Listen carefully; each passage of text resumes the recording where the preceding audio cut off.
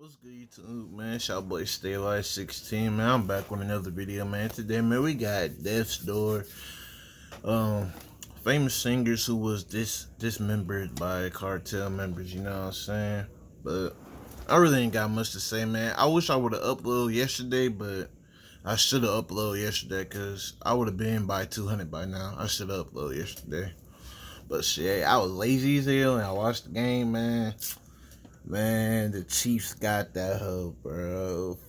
That's crazy, man. They got that bit, man. Got that hoe, bro. I was betting on the 49ers, man. I ain't gonna lie, man, but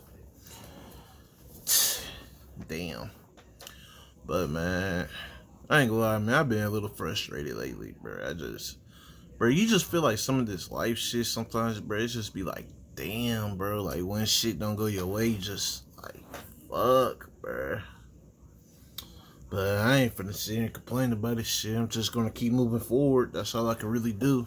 But I ain't finna talk y'all ear off, man. Let's get to it, man. ¡Me siguen! ¡Me siguen! ¡Me siguen! Gritaba. Durante la entrevista nos confesó que tuvo problemas con las drogas, motivo por el que fue expulsado de los Estados Unidos, pero aseguró que todo eso había quedado atrás. Cartel assassinations are rampant in... It's crazy because, man, I'm sorry for pausing, bro. I just want to say, man, I really want to go to Mexico one day, but, man, I can't do it. I can't do it. And despite the constant efforts by law enforcement authorities, the number of victims grows exponentially every year. Cartel members and police officers are the most common victims of these wars and rivalry, but the general population and celebrities are not far behind. Being in the spotlight in Mexico is a risky business. If you create content against the narco lords, or try to expose their secrets, they will come after you. But what about singing ballads praising their love? For real, fuck that. Hey, shit, I ain't doing none of that shit, bro. I'm just reacting to it. Shit. Life story. Does that get you eliminated from the world? Apparently, it does. Today's story is about Jose Sergio Vega Cumea, a Mexican singer who had a thriving career and a great prospect in the world of music. However, the life of this talented individual was cut short because of cartel rivalry. The honest man was dedicated to his craft and never harmed a soul. But unfortunately, despite being a star, he couldn't ensure safety for himself. So how did he enrage the cartel that felt the need to eliminate him? And what had happened on that fateful day? Which cartel was responsible for his untimely demise?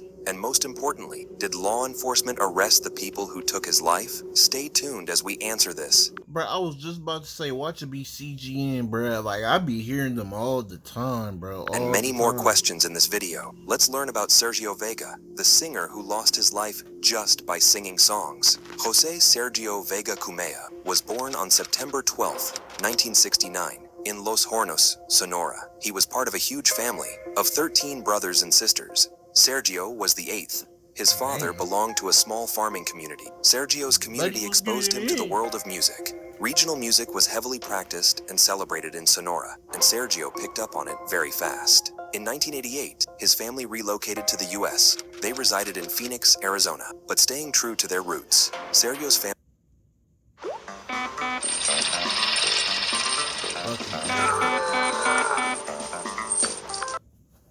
continued playing regional music together, with him occasionally being the lead vocal. In 1989, he and his brothers started a musical group in Phoenix and named it Los Hermanos Vega. Sergio's stage name was El Shaka.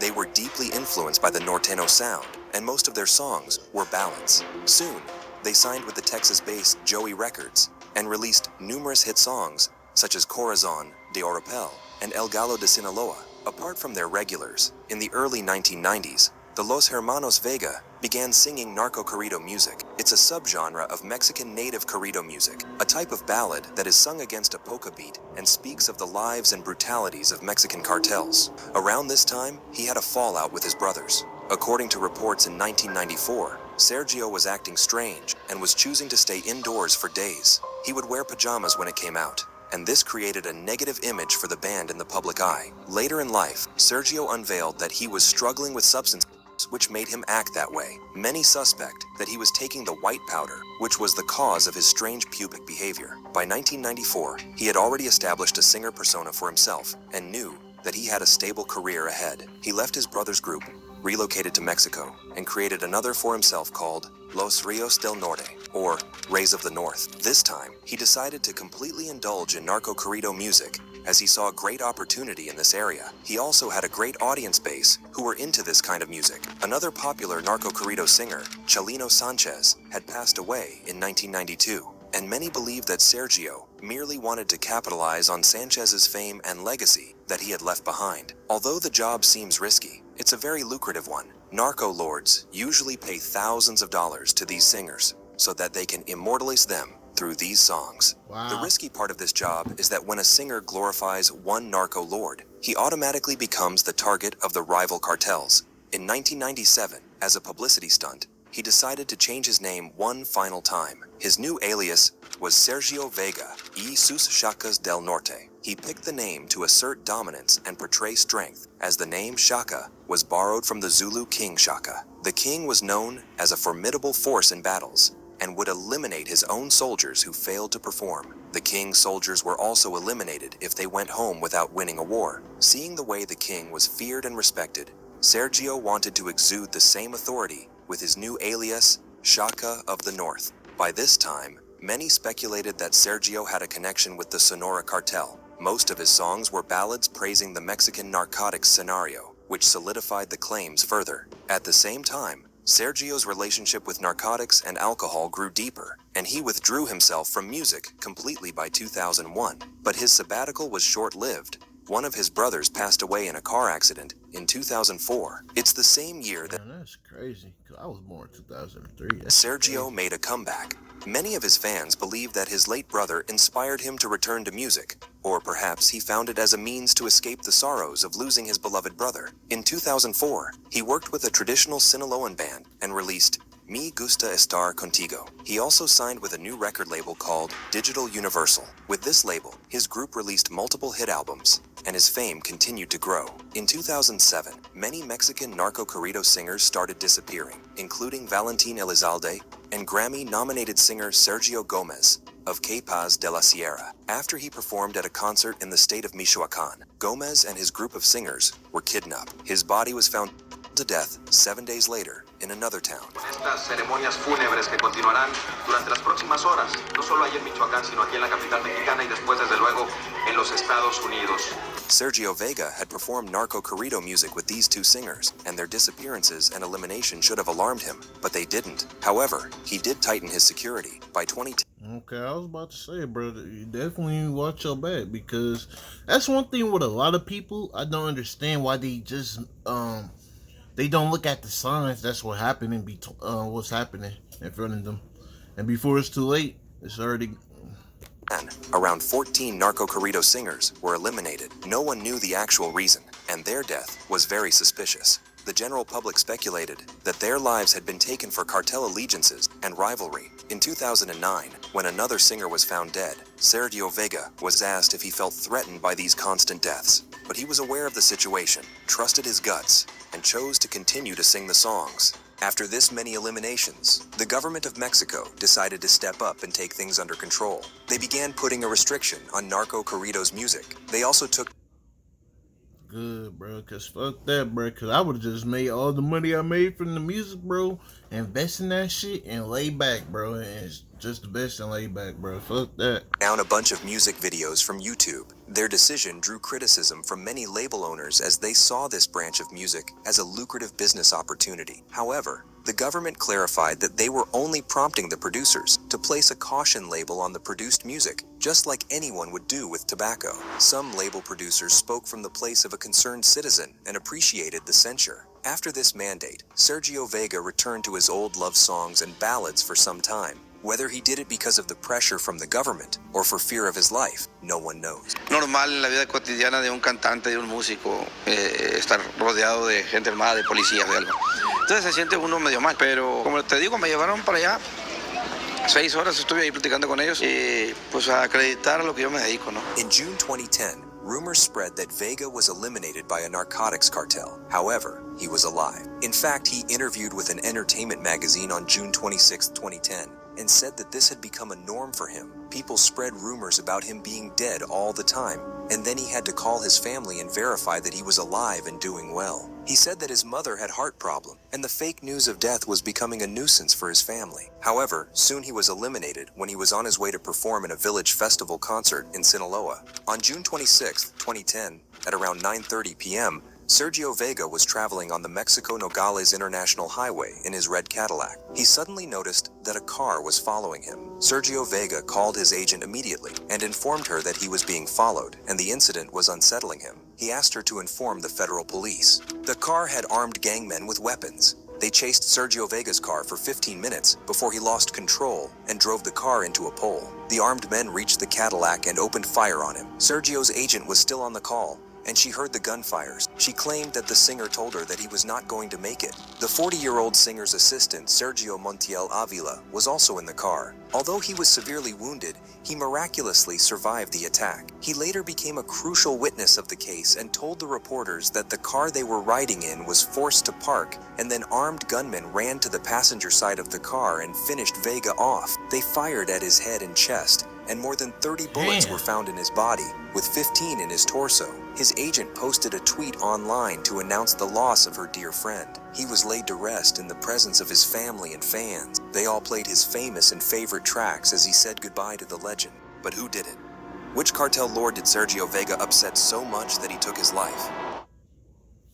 The question is, why are they fucking upset? This is not the first time a celebrity, YouTuber, or journalist has been eliminated due to cartel rivalry, or even crossing the narco lords in some manner. Following the deaths of the music star, celebrities of many other industries saw tragic and untimely demise because their content held leaked information about the narcotics trade, or they had maligned the lords through jokes. I was just about to say the narcotic shit. And funny videos. Because of widespread access to the internet, many celebrities are making their way to YouTube to establish themselves as notable figures. Creating content on YouTube is cheaper than producing a TV show, and it also gives content creators enough liberty to choose the type of content they want to create. But in Mexico, too much liberty can be a bad thing, as we saw in the case of many celebrities who lost their lives over simple content made around narco bosses. In 2017, popular Mexican YouTuber Juan Luis Lagunas Rosales. Yep, I remember him, bro. I did a video on him, bro. I was mad as fuck, bro. I had to take down that fucking video, man.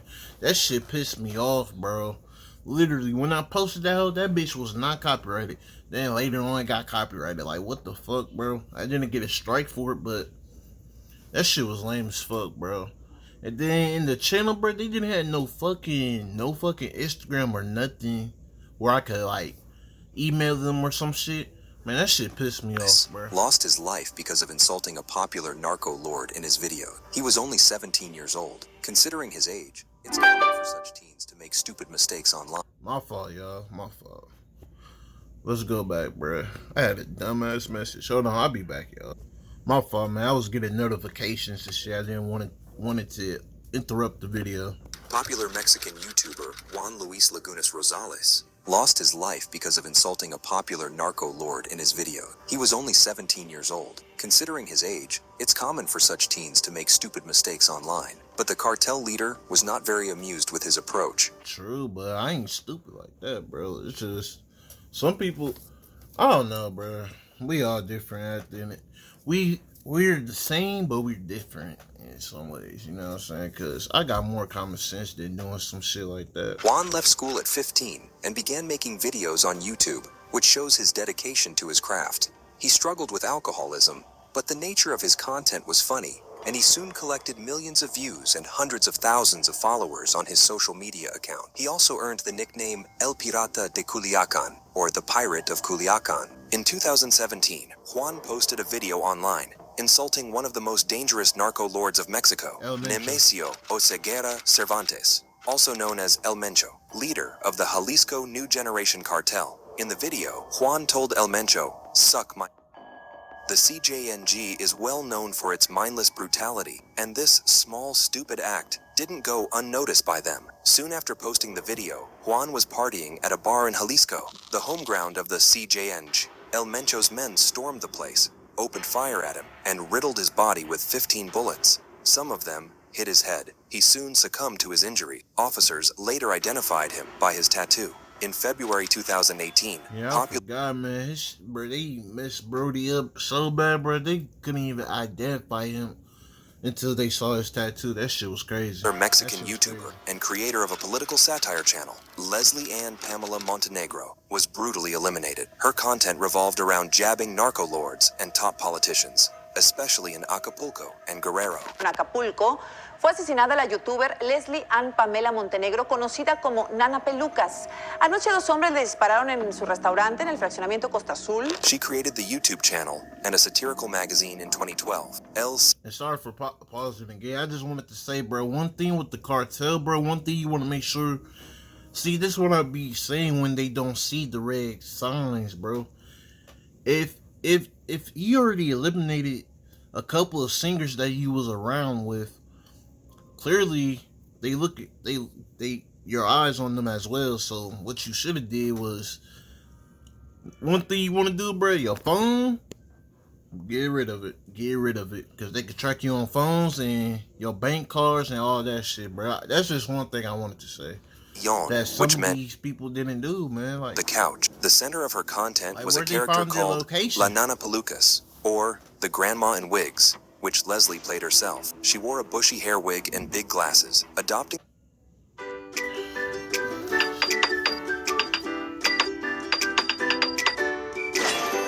the looks of a classic grandmother who liked gossiping about various topics and also passed hard judgment. Her content was supposed to be witty and humorous, but sometimes they ended up being downright offensive. In one of her videos, Leslie made a remark about the Acapulco mayor, saying, "This snot-face didn't even have enough support for re-election, and now he thinks he'll become a senator." Leslie owned a restaurant, a Todos Los Santos, in Acapulco with her husband, who was also in charge of her magazine. At around 6 in the evening, 2 men entered the restaurant and approached Leslie, who was sitting with her husband. They opened fire at them and quickly left the scene. Leslie sustained injuries in her face and abdomen and soon passed away. Law enforcement conducted an investigation to find out the perpetrators. Attorney General of Guerrero, Javier Olea, claimed that Leslie had sensitive information about a notable narcotics cartel, which she was planning to leak. This led to her elimination. He also claimed a local up-and-coming cartel called the Independent Acapulco Cartel was behind the attack by orders from their leader, Javi Daniel Cervantes Magno. However, many believed that the Attorney General had announced falsified information to hide the true criminal, as no arrest warrant was ever issued for Magno. The blame game continued, and few arrests were made, and Leslie's husband kept asking for justice. But the Mexican Authority is yet to uncover the true perpetrator behind the tragic fate of this popular YouTuber. In 2019, a journalist, Neveth Condes Jaramillo, was knifed near his house. He ran a show called Frente al Sur, which collected complaints from the public and exposed politicians and local corruption by government employees and businesses owned by cartels. He had already received death threats for encouraging people to come forward with the truth when he didn't. Bro, I just find that shit so crazy, man. Like, it's really crazy how these people really be under, like, oh my gosh, bro. Businesses, be a police officer, like, literally anybody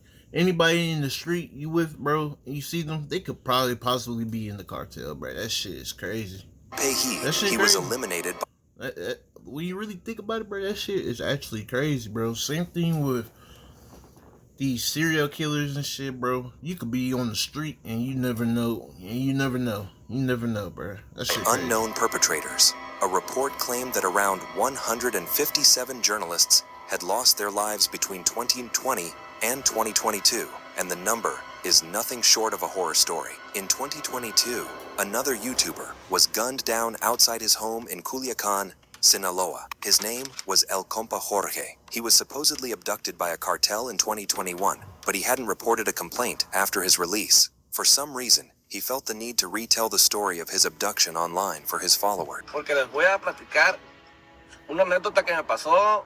Pues les voy a platicar más o menos la historia de cómo. Gosh, brother. Come on, brother. You gotta move smarter than that, brother. Come on, man. Oh my gosh.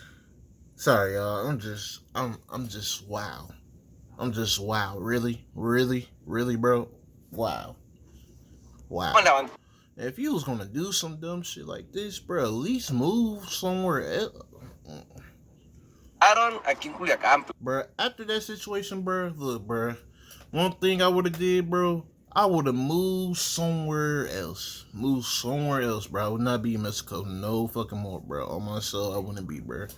And not only that, I am not.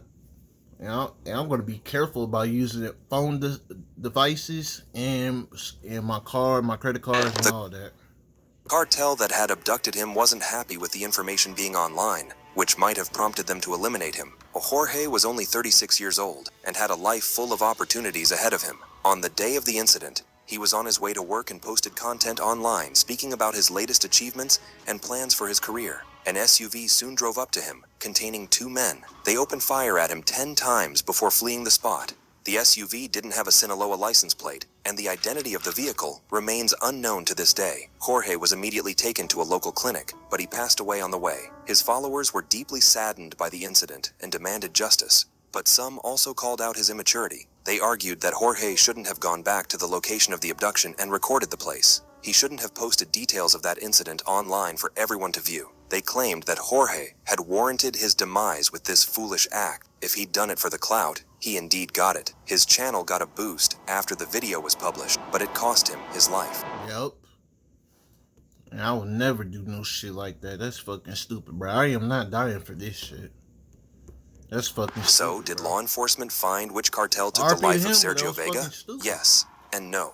No one exactly knows which cartel did it. However, the witness and sole survivor of the attack had managed to name a specific cartel, but the records were cleared from police reports soon afterward. The name never came out in public. Sinaloa is the home to many kingpins who have led the Juarez cartel and the Beltran Leyva organization in the past. So, many suspect that one of these kingpins might have orchestrated the attack. In 2020, Hector Beltran Leyva's financial operator was arrested, and he divulged that Hector and Sergio Vega had a romantic relationship, but the claim was never proven. People speculate that Hector was upset and angry when Sergio decided to play at a concert for a rival narco lord, so he hired an assassinator and eliminated Sergio. But as the incident took place in Sinaloa, many suspect that the infamous Sinaloa cartel might be behind the attack. Its leaders, Joaquin El Chapo Guzman and Ismael El Mayo Zambada, are ruthless narco lords who have eliminated people before, for the silliest of reasons. He has been the most wanted man in Mexico.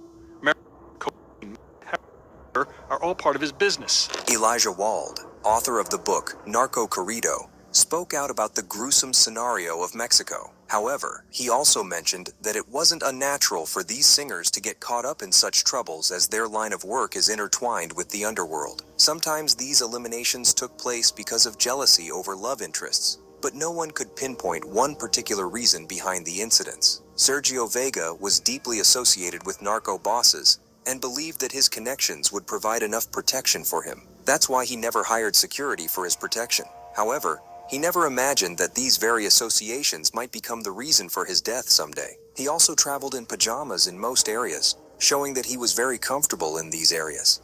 However, none of it could save him from the wrath of a narco lord. Sergio Vega is remembered by his family and fans as a man with a good heart. He took his profession very seriously and was committed to his art, so much that he might have overlooked the repercussions. His fans mourned the loss and expressed their frustration on social media. Sergio was also making progress in his personal life. The self-proclaimed lover had been in a relationship with many women and had as many as 17 children with all of them. In 2018, a man called Sergio Vega Jr. Wait, 17 children with all of them? What the began recording songs. He claimed to be Sergio Vega's son. Al único que sí conocemos es a Sergio Vega Jr., ya que él mismo se hizo conocido tras su dedicación a la música en el año 2012, convirtiéndose en una figura de la música regional mexicana. Acá sí puede decirse que es un auténtico hijo del Chaca.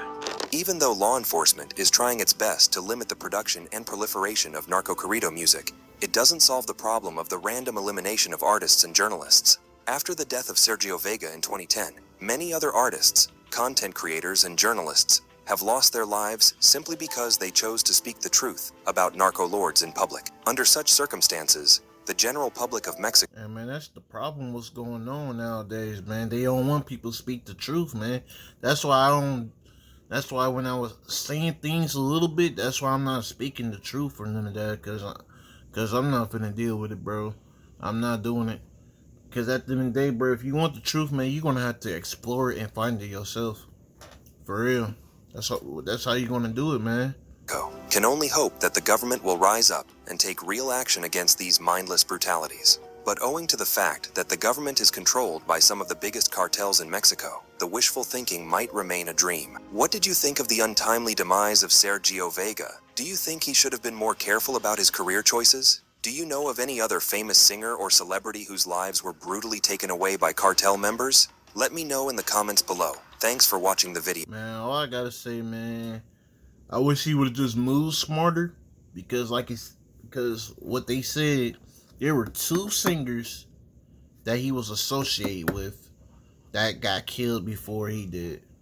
That were dead before he got killed. Those was 2 red flags right there, bro. First, I would have left Mexico off for it. I would have left Mexico off for it, because at the end of the day, you don't know who is who. Literally, the cartel and police offices, businesses, fucking firemen. There's no telling who's a cartel member, bro. There's no telling, man. Like, I always wanted to go to Mexico, but I can't do it, because that's not it.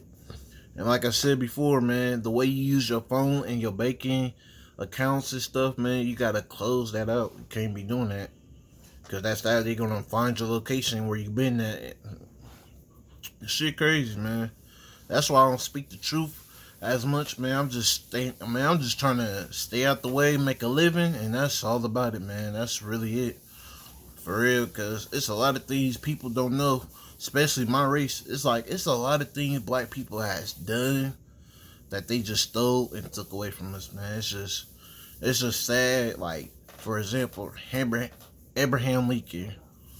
People, I'm like, man, you know what? I ain't finna say nothing, man. You gonna have to just discover it for yourself, man. But I ain't gonna make this video any longer, man. Like, comment, subscribe, man. Shout out to DeathDoor once again, man. I hope y'all enjoyed this video. Like, comment, subscribe, and let me know more video ideas, what y'all want me to do. And I'm out, man. I'm out. That's crazy.